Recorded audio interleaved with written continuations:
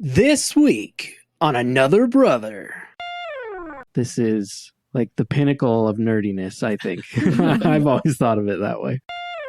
Yeah, that'd be kind of easy. You could be like Frodo and just be like, oh no, all the time to everything. Like, oh, Save me, Sam. Samwise.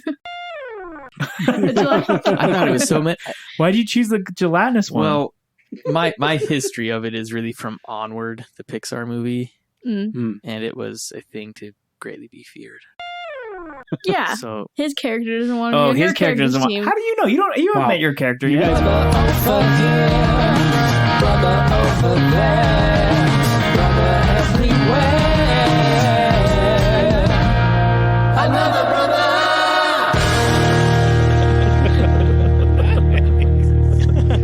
Okay, I'm going to get started real quick. This is just a quick tangent before we get into the actual Stu Nerds for today. Sorry. Yeah. I'm going to have to cut you off right here, That's even fine. just for that.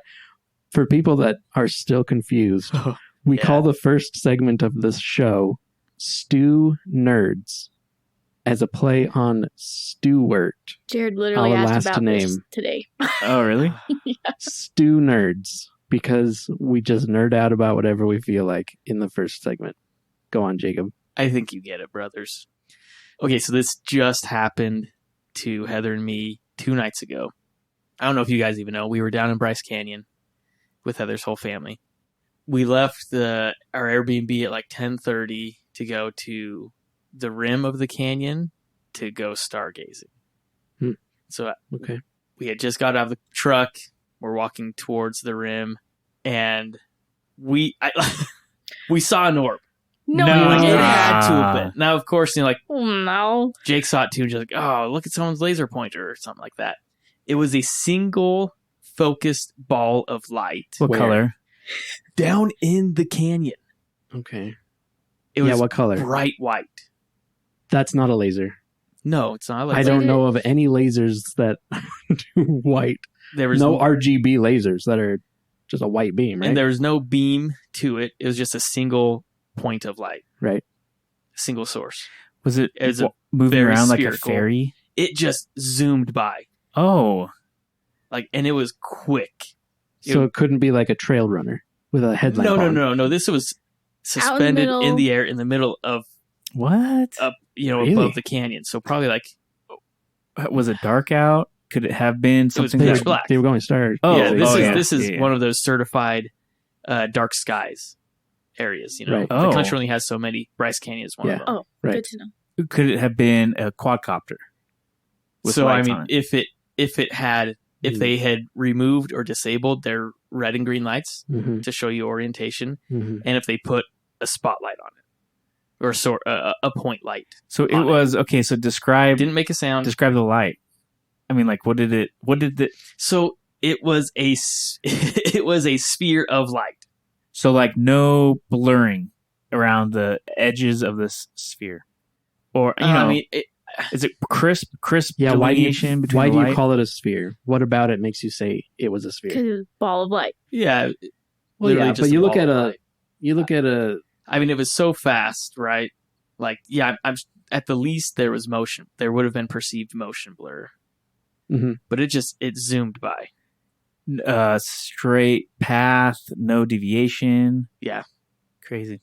if it was Uh-huh. curved, it was subtly and just looked like a straight line. How far? You said it was like out in the middle of the canyon. Yeah, How so far it wasn't off? actually in the middle. It was, I mean, maybe like Like- 100 feet from us. That's pretty close, actually. Oh, it was. I'll say 50 to 100 feet. It was quite close. That's very close. How Yeah. big was it? Was it little then?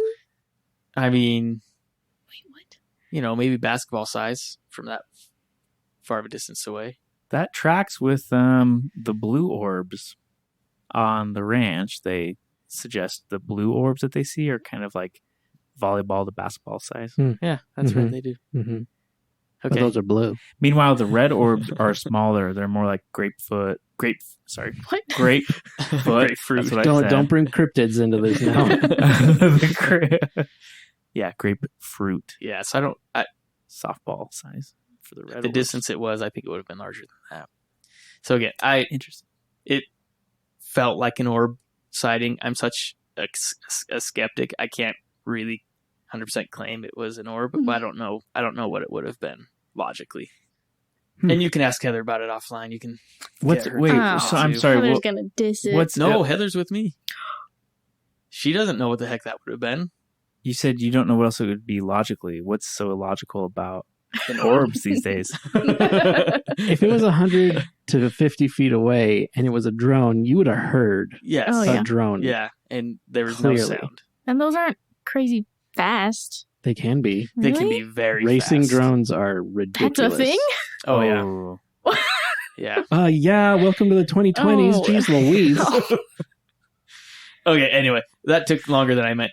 It just wasn't big enough to be its own Yeah. second segment. Sure. So it was so fresh. I had to tell you guys about it. All right, so Okay. Recorded. Event recorded. Wait. Yeah, we'll see if we actually Timestamp. do keep this recorder. Ooh.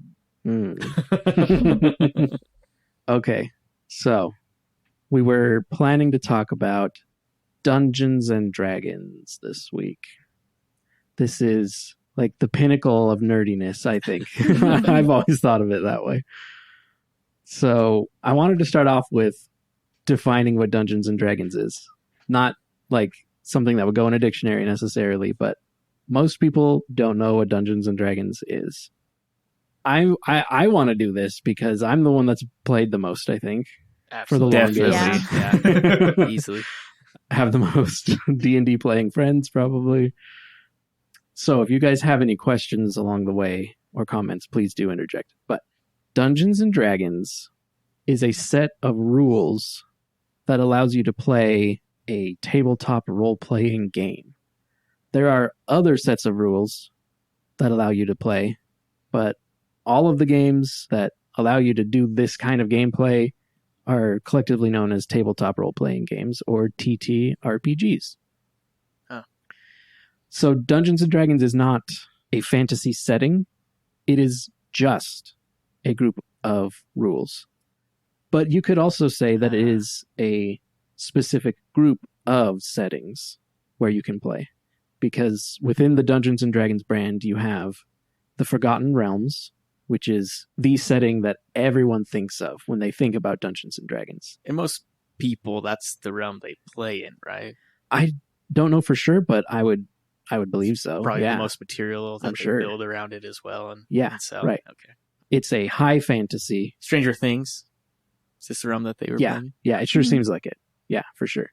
It's a high fantasy setting, lots of dragons, lots of dungeons, lots of magic. That's what makes Yeah. it a high fantasy setting, is that there's a lot of magic. Magic's all over the place. But there's also, what is that one called? Gray something. Gray Skull. No, that's what I He-Man. that's what I started Greymore. thinking about. Don't try to. Oh. There's another setting that's a low fantasy setting that is Dungeons and Dragons, where there's not a lot of magic. So magic items or magic weapons, not very common in that setting. Some people love it. Okay, this so is guns? No guns. Just swords? Yeah, it's still fantasy, Oh. but it's low no, fantasy. low fantasy, my bad. It would be a little bit more like, Game of Thrones. Lord of Isn't the there Rings. could be. I've never watched Game of Oh Thrones. no, Yeah, there no. probably is. There's probably a lot of magic. We obviously don't know. Yeah, there's some magic. I just don't know how much. There's plenty of Mm. dragons. There's dragons. I mean, I'm sure there's still. Well, I'm not sure actually, because I've never played in that setting.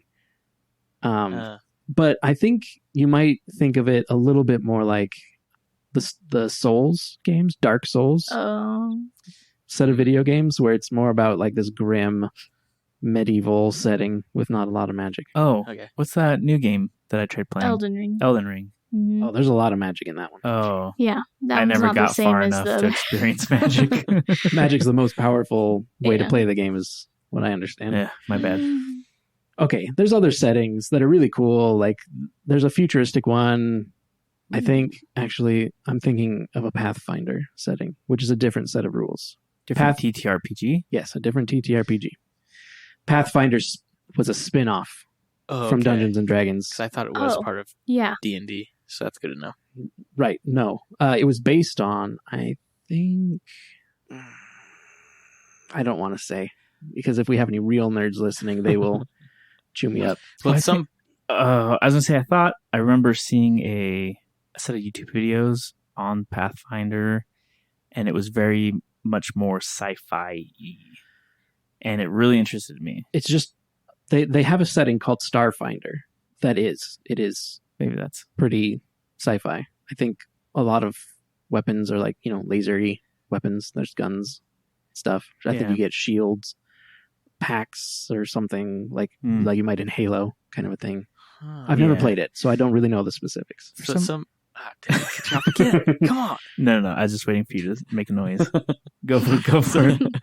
So at some point, I would like to talk about, or not talk, just see what the other settings are in Dungeons and Dragons, not necessarily on the podcast. Right. Like I've played Lord of the Rings. Using 5th edition Dungeons and Dragons rules? I think so. I'm not. I think so. I think if it's not official, it's practically official. Yeah. People really love that. That was setting. the most fun I had playing with Jared and his siblings was the Lord of the Rings, and I was a dwarf, and it was great. That'd be kind of easy. You could be like Frodo and just be like, "Oh no," all the time to everything. Like, Sammy, Samwise. I could get into that character. Alex was saying he wanted to first explain what D&D is because most people don't truly know. Right. And he said even us at the table, who we've all played with Alex, and Lizzie plays with Jared and his family. So he said even we might not actually know what it is. I didn't know about these other settings. Yeah. To me, D&D is Forgotten this Realms. single realm. Yeah. D&D isn't a set of rules of how to play tabletop RPG. It's this world. Thanks a So lot, that's Chris cool. Pine. Well, there have been a lot of such lies. No, there's a reason why that movie was in the Forgotten Realms, because it is the most popular. There are a lot of Dungeons and Dragons novels, and most of them take place in the Forgotten Realms. Most people do know that Dungeons and Dragons has been around since the 80s, but what they may not know is that there have been different updates to the rules, different versions of the rules since then. Actually, I think it might be around since the late 70s, but unofficially at that point. It was just something that the creator was doing with friends in his basement. And I think it was in his basement. Is that a capital C, unfortunately. the creator? Is The creator. Gary Gygax. in D&D lore, is he the creator? No, he's Gary. Oh, hail the Has he written himself? No, I don't think so. Oh, into it, he should. Dude, I don't he know. should be the most powerful creature. He should be the gelatinous The cube. Gary. Why would he be? That's kind of offensive, isn't it? I thought it was so meant. Why do you choose the gelatinous one? Well, my history of it is really from Onward, the Pixar movie, and it was a thing to greatly be feared. Well, I mean, it is, yeah. really. They're pretty disgusting. They can be used to great effect. it's like the Blob. I don't know. What is the Blob? Some Old old, movie? Yeah, that really old old one, black right? and white. Yeah. Yeah, it just seeps into everything. I don't think Yeah. I think they're worse than the Blob. But anyway, that's a different topic. So right now, Dungeons and Dragons is on the 5th edition of the rules. And they tried to focus on simplicity of rules so that play is not so much about remembering all of the rules and the mechanics as much as telling a story and role-playing. Because that's what the game is supposed to, quote-unquote, be about. But a lot of people like the game just for the mechanics and the combat. And I think that's an equally legitimate way to play the game. But telling the story is pretty cool if you can manage to get your head into a character and figure out who that character is, See, what but they I would just want, what they would do. I just Yeah. want to smash buttons and move joysticks and then have it tell me what the story is. Oh. Like the DM Yeah. Well, that is what the DM's tell for. me the story. So you might be one of those players that's all about the mechanics and the combat. Ah. So within Dungeons and Dragons, there are different types of characters you can play that are broken down. I didn't think about what language to use for describing this. English, please. Well, yeah, okay. I'm not going to use Italian because I've never played Dungeons and Dragons in Italian. But you have a number of different really important decisions to make about who and what your character is when building your character from the beginning. Class is probably the biggest decider. Your class is like, are you a fighter? Are you a wizard? Are you a barbarian? A monk? Bard. Cleric? Paladin? And those Bard. Those Bard are, is good. those are defined by the rule set. Yes. So Each of these 5e classes has a name and a set of rules and abilities and upgrades as you level up that are unlocked according to the rule set. That is, in this case, 5th edition Dungeons and Dragons. So that's the first big decision, I think, is the class. The next one is your... People are using different words for it nowadays. Ancestry, I think, is the most current word for it right now. It was race. It was race. Okay, so yes. now, Oh. okay. Which is stupid because if it's anything, it's species. Species. Yeah. Okay. That actually, that's true. But that feels weird, I think, to say species. Yeah, say be it. ancestry's fine. That's safe enough. And unfortunately, this is a fantasy thing, so it's not exactly scientific. You can crossbreed any of these, which is why they call it ancestry. You could be a half human, half elf, which has classically been called a half elf. In Dungeons and Dragons, I'm not sure you can be a half elf, half orc. I think you can be half human, half orc, or half human, half elf. But in Pathfinder, you can be half anything else. What about quarters? No, Just kidding. I don't think so. Because you only have two parents. Well, Even But in they this have game. two parents. Okay, fair enough. Yeah, I don't know. I don't know, man. Okay, so that's ancestry. Right. So we have class, ancestry. And background. mm, Background is That's like your, what's my motivation? the backstory, sort of. Like, Yeah. where did your character come from? What kind of life did they come from? Were they evil? Were they a charlatan? No, not like evil. that's alignment. We don't talk about alignment anymore in tabletop RPGs. Wait, it's what? useless. Really? Yeah, unless you're a paladin, it's really just not important. No, because items, quest lines, certain things like Motivation. line. I mean, again, this isn't Line? really. What? Cut that. This isn't. This isn't. Someone A, was supposed to feed him what to say next. this isn't a video game, so they try not to simplify things so much as alignment. Alignment's just so constricting.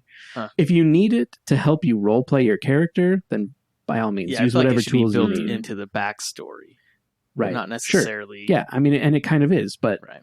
why shouldn't your character change as they experience life? Character development. Because that's unrealistic. Nobody Maybe for changes you. these days. Well, this isn't these days. Oh, yeah. Duh. Those are those days. Right. Because this is a real thing in the past. That's why we don't have wizards anymore. So you can be like an urchin. That's a common one. Like a Oh. street urchin, or a right. charlatan, or a guard, So if I remember right, though, soldier. based on the rule set also per, I don't know if it was ancestry or class, but there's like suggested backgrounds too, right? Yeah, right.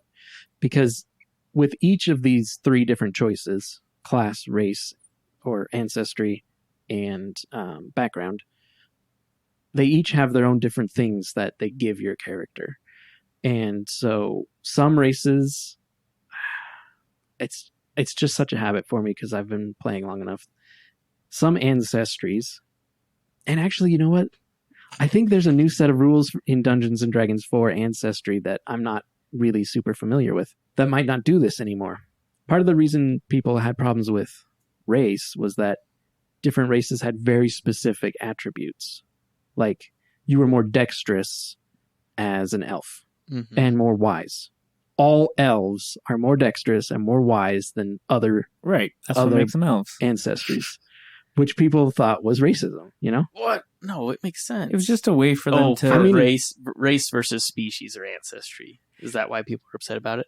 Or have they gotten It rid of was those? too close to real world racism, thinking that everybody of a certain kind is exactly Oh. the same way. Yeah, which is unfortunate because obviously the game designers and creators are just like, we need a way to try to stack stats differently, so there's different ways to play. Right. And they chose to attach it to what was then race, and that's So are you unfortunate. saying they've gotten rid of that I know Pathfinder has Hmm. in some way where like instead of getting a +2 to dexterity and +1 to wisdom, you get +2 and +1 to whatever stats you want. Except you can't put the 2 and the 1 on the same stat. There's probably still Whatever. suggested. But there are other things. Yeah, you're probably right about that. There are other things. For example, movement speed. Dwarves are short and slow because they got tiny little legs. Yes. That is always the case. Okay. Dwarves are just slower than other people. But elves than can other now be peoples. dumb. Dwarves can be dumb? Elves Yes. no longer by default get the wisdom booster, so man. they can Well, be dumb. so Picking that's the other everything up. thing where I'm not so sure I agree with the racism criticism is that even though you get a +2 bonus to wisdom, that doesn't mean your character is going to be a wise character because you get to choose the playing. stats. There's still some dumb dude behind It's just that a elf. bonus. So that's why, because it should be species, and species do have biological advantages over other species. Right, and they still do. They've gotten rid of the attribute. I should define what an attribute is, I guess. There are 6 attributes that make up a character in the game also, and these things determine what kinds of actions and things your character is good at and which ones they're bad at in the game. Okay. You have strength, constitution, dexterity, wisdom, intelligence, and charisma. So a really dexterous character is going to be good at dodging fireballs. And a really charismatic one is going to be really good at lying to people, and so on. So, Or getting good deals on merchant trades. yes, if you have a DM that will play that way. I should define DM. A DM is a dungeon master. There's one person that's in charge of the game that basically says what happens when everybody says, I want to do this. Then they roll some dice, or the player rolls some dice, and the numbers... I'm not doing a good job explaining this. But there's lots of rules with lots of numbers involved to keep things a little more lively so that it's not just constantly success. Okay, Oh, you want to do yeah. that? Cool, you did it. Awesome. You're cool. There's a little bit of randomness, a little bit of danger. So to recap, lots of dungeons, lots of dragons, race is bad. We talk about ancestry now. You can be charismatic, but if you're not, when you're playing the character, it's probably not going to come off that way, and the DM is going to say no. And most importantly, elves can now be dumb. The DM will not say no. They'll say, you Show me. failed. Oh, no. Because you can try anything in D&D. Yeah. The DM that I've played with the most, that was his favorite thing to say. When someone says, can I do this? He will say, you can attempt anything in D&D. And then he tells you what you need to roll for. Yeah. Like what skill you need to roll for. And you roll the die and And then there's add everything up. And he tells you whether you failed or succeeded. Jared's sister who will smugly say, you can try. Wow. Rude. There are also, obviously, you'll encounter bad guys and have to fight them. That's another thing that the Right, Dungeon of Master course. does. He controls the movement, decisions, Yeah. fighting, all the things that the bad guys do. Brothers, if you haven't watched the TV show Community, they've got some killer D&D. They only have one only one killer left. D&D episode. You don't like the other one? They got rid of it Around. Oh, that one. because the first Chang one. did blackface. I It's thought you were only not- talking about that one. It's not streaming. I think you can still Sure. own it. Yeah. Yeah. Right. Yeah, Chang took that ancestry issue too far. Yeah. So Yeah. that brings up a good point. There are some people that want to dress up as their character when they play. Most people do not. Mhm. There is no dressing up required to play Dungeons and Dragons.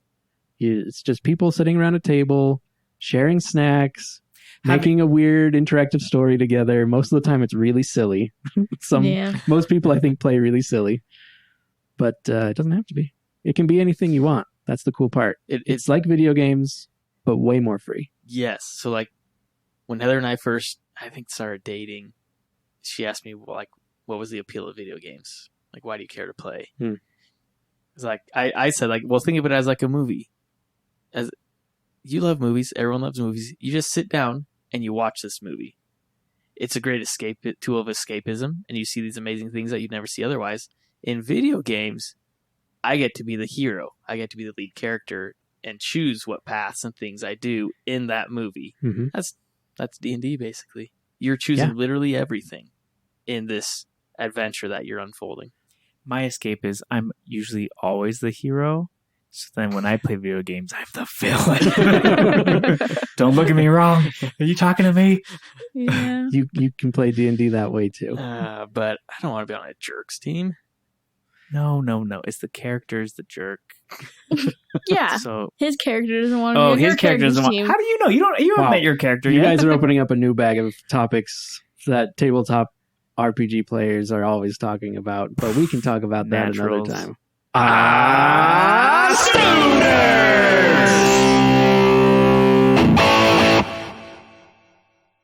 Hey kids, do you know what time it is? Story time! Today's story time, I want to do something slightly different. It's not one of my stories, but it's a pretty dang cool story that I heard recently, and I think it's a cool story for a lot of people to hear.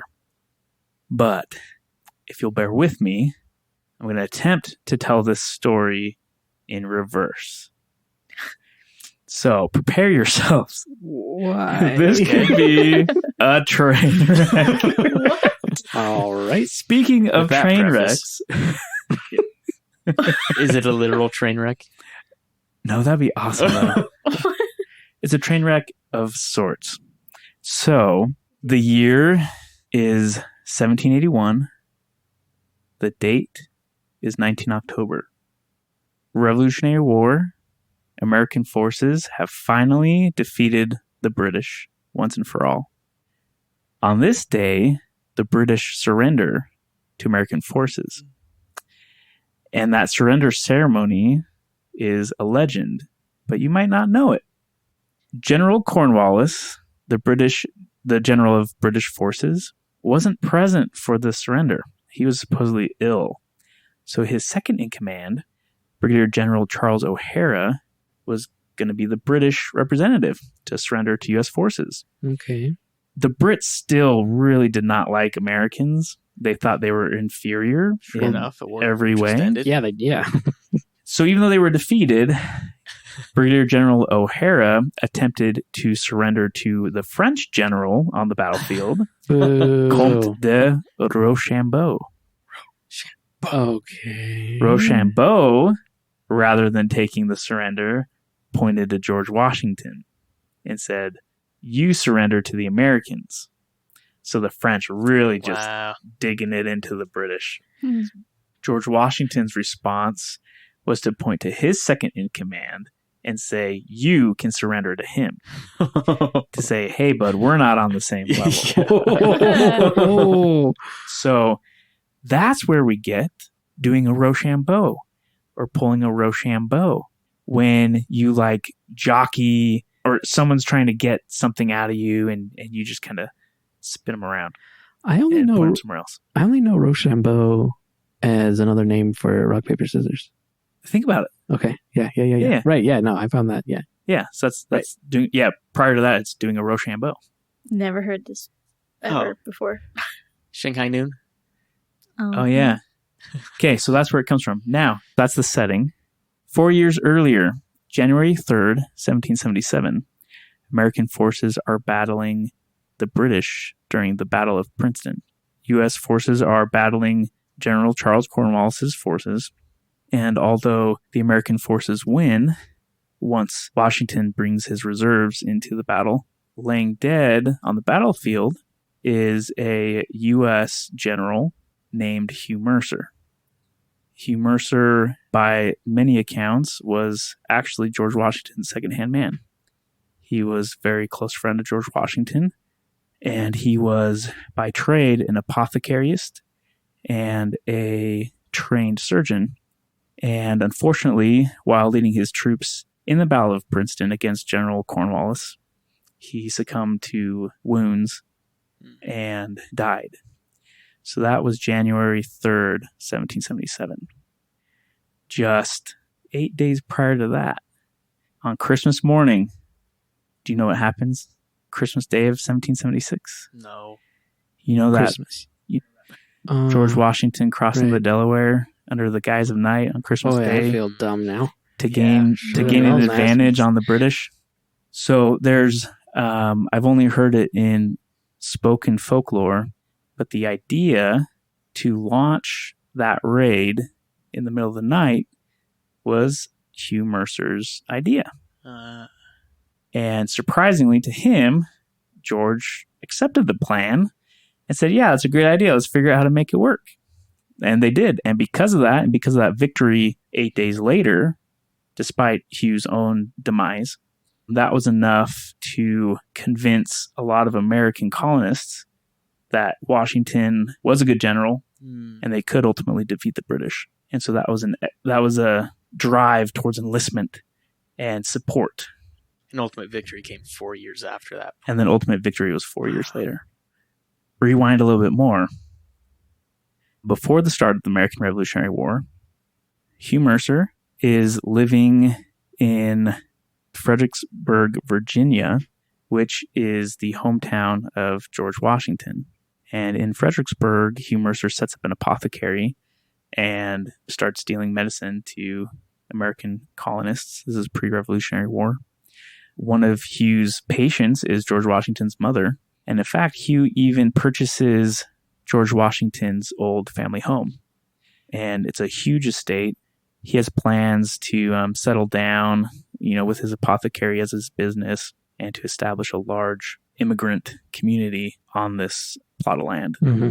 Unfortunately, we know he doesn't get to because he gets pulled into the war as a captain and then later on gets promoted up the way to general as he's leading these troops and ultimately dies.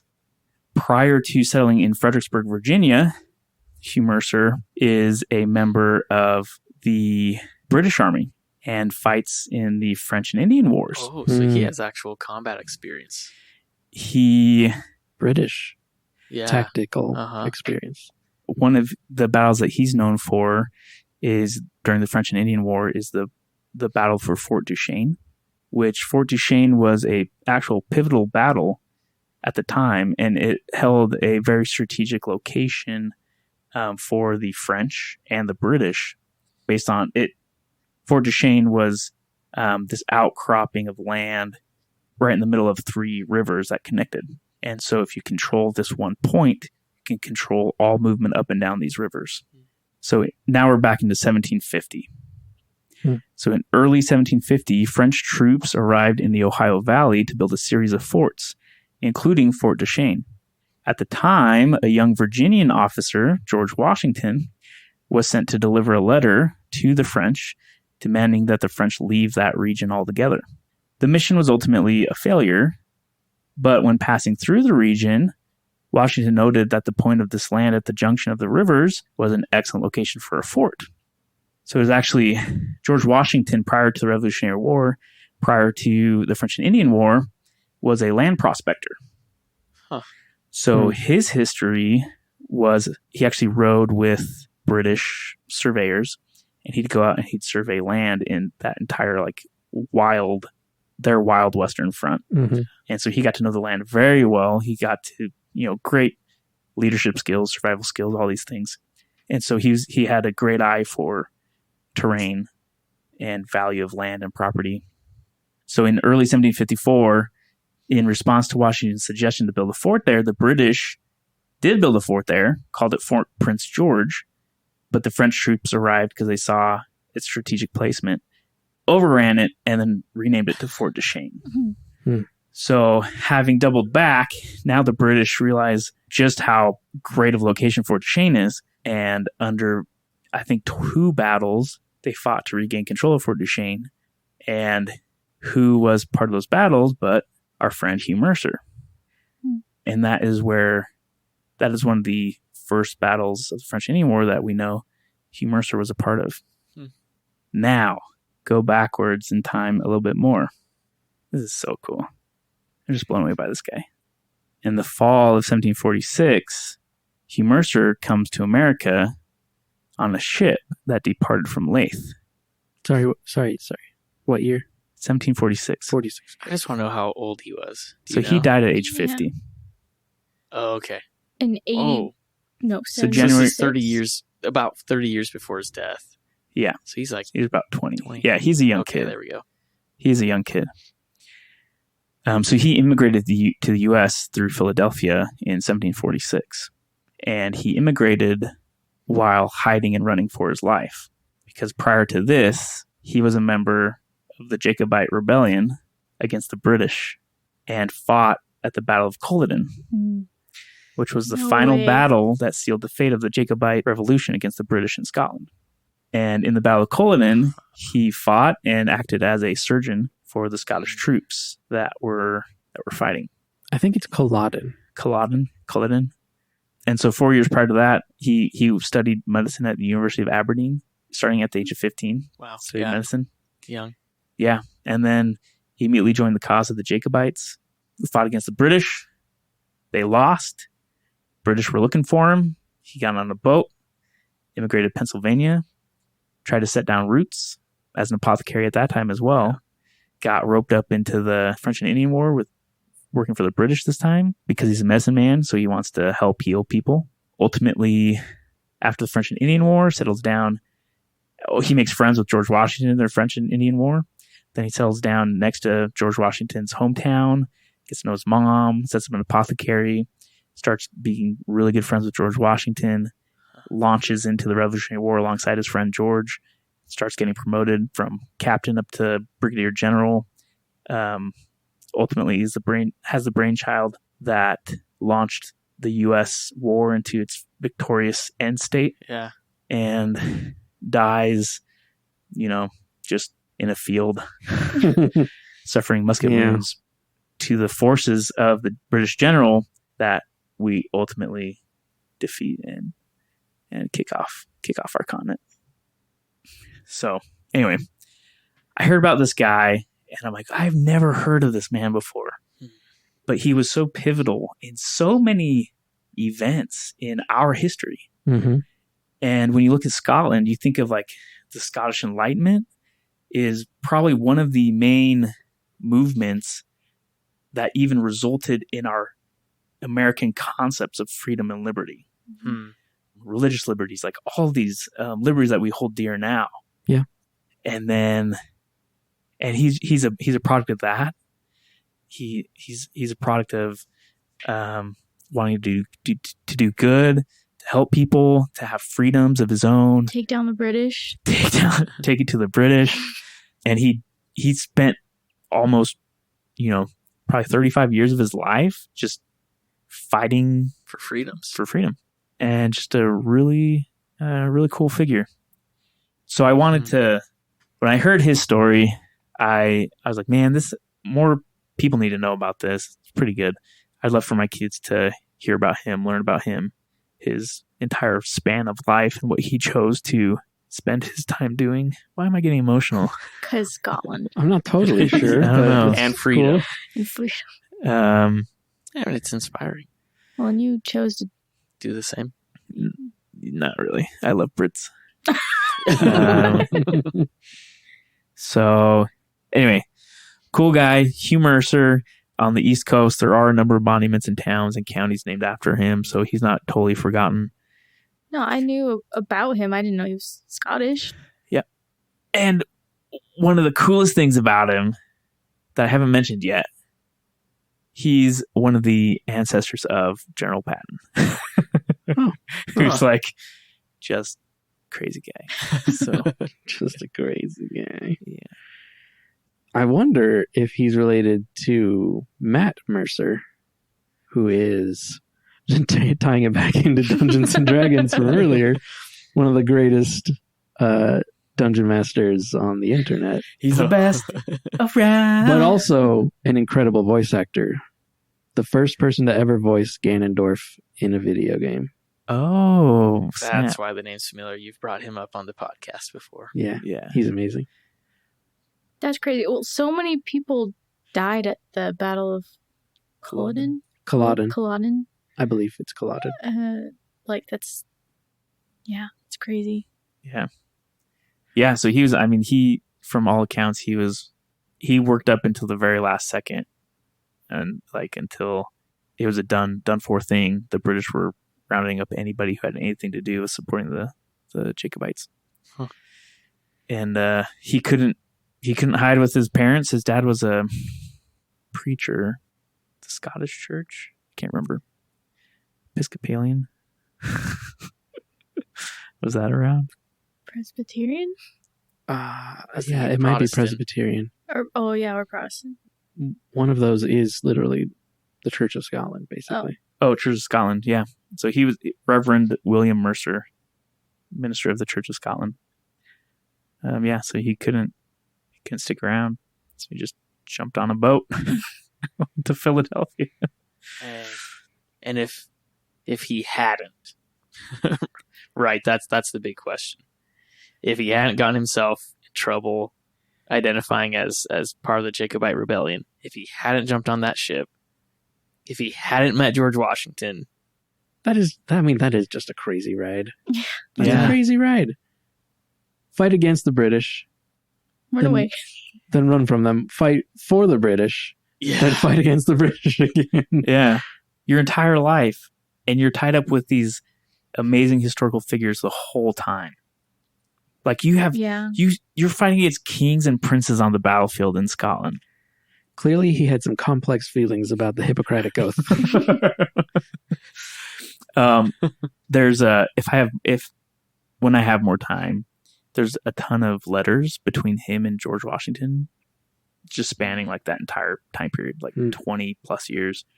Like letter from Hugh Mercer to George Washington, letter from George Washington to Hugh Mercer, and they talk about logistics and supply, and also how George's mom's doing because he took care of her.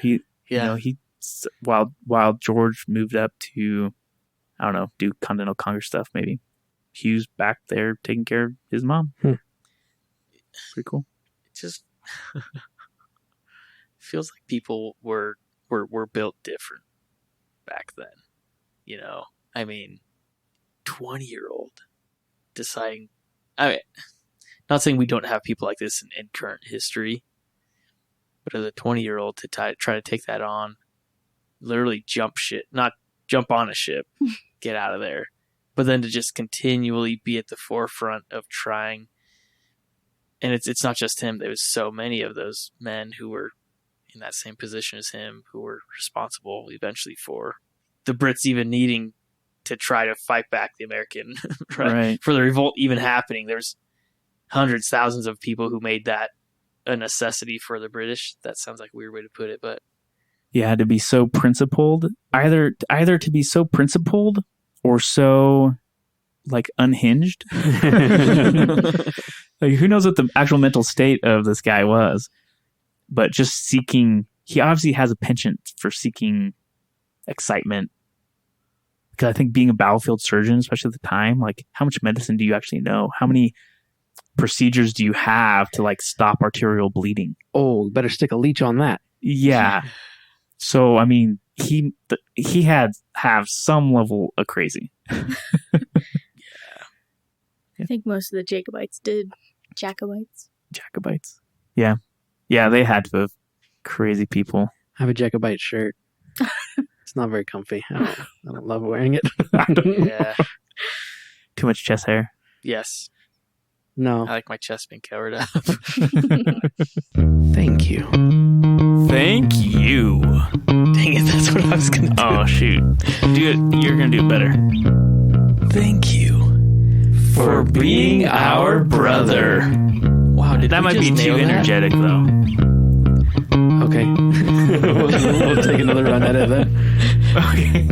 For being our brother. The first one was too energetic. Gotcha. For show notes, rockin' merch, and other brother goodness, check out our website at anotherbrotherpodcast.com. Be sure to come back next week. And tell your friends so they too can become a brother over here, brother over there.